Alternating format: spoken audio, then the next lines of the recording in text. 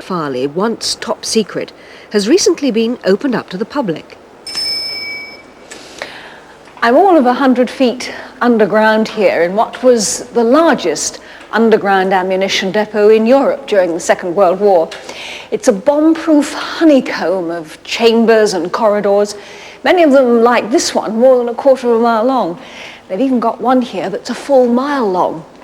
It's a bit like being on the set of a science fiction movie, isn't it? But it's all real enough, and although it's very peaceful and quiet now, at the height of the war this whole place was alive and bustling with people taking delivery of ammunition, storing it, and then dispatching it to our armed forces all over the world.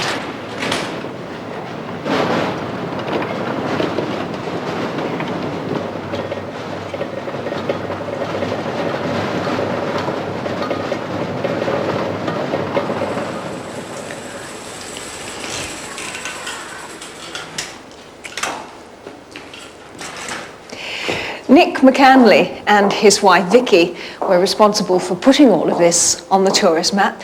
Nick, why did the government choose a place like this as an ammunition depot? Oh, because of the depth here, we were, before the Second World War, completely impervious to any enemy bombardment.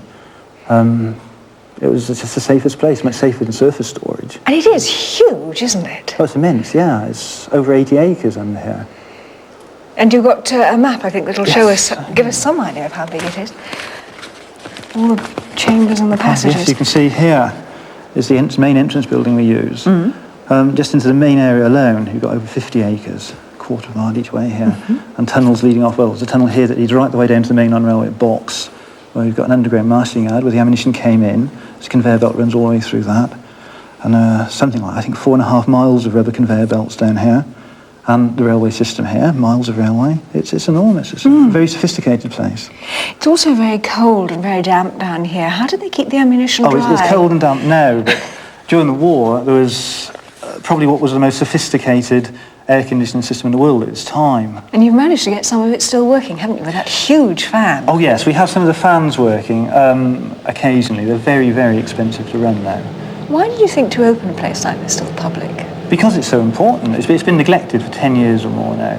It's the largest underground ammunition depot in Europe, probably in the world. In fact, they spent so much money on the place that by 1942, there were questions asked in the Houses of Parliament about it. You know, and they spent 71 million pounds on it by 1942. Good Lord. So what do people think when they come down and see 71 million pounds worth of junk?